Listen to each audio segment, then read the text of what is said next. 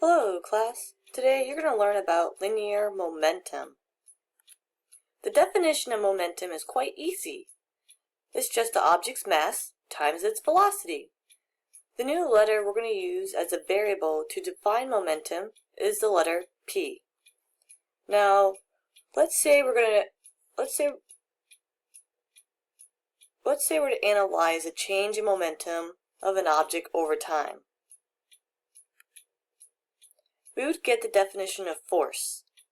Can you see why? Good. Well, that's because the change of velocity over time is acceleration. And everyone knows mass times acceleration equals to force. For our first example, for a top tennis player, the tennis ball may leave the racket on the serve with a speed of 55 meters per second. If the ball has a mass of 0.0 kilograms and is in contact with the racket for about 4 milliseconds, estimate the average force on the ball. Would this force be large enough to lift a 60 kilogram person?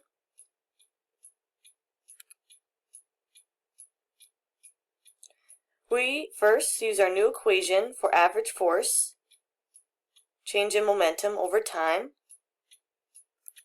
which equals to mass times the final velocity minus the initial velocity.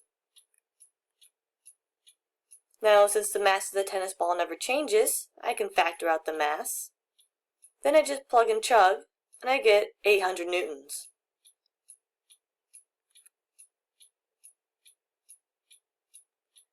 Now, if I were to rearrange our previous equation and move the change in time over to the other side of the equation, it would look like this. Force times the change in time equals the change in momentum of an object. We call the change in momentum, or force times the change in time, impulse. One example to think about is a water balloon during a water balloon toss.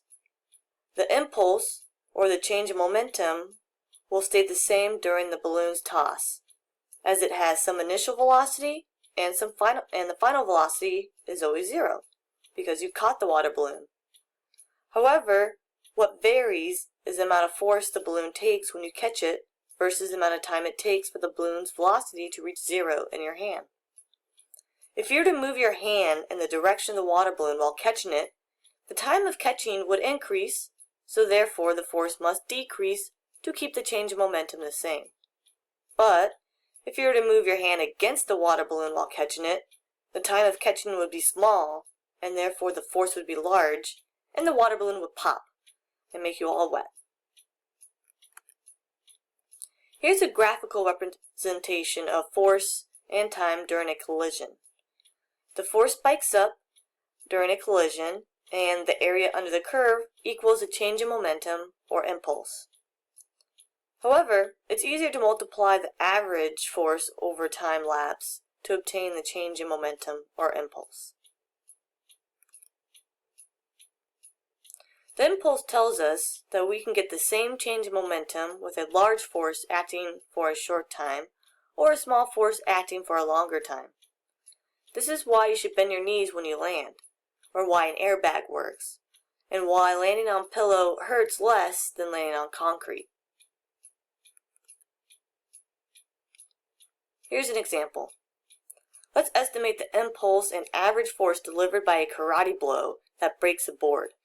Assume the hand moves roughly 10 meters per second when it hits the 1 kilogram board. Let's use our equation for impulse, which we can expand to mass times the final velocity minus the initial velocity.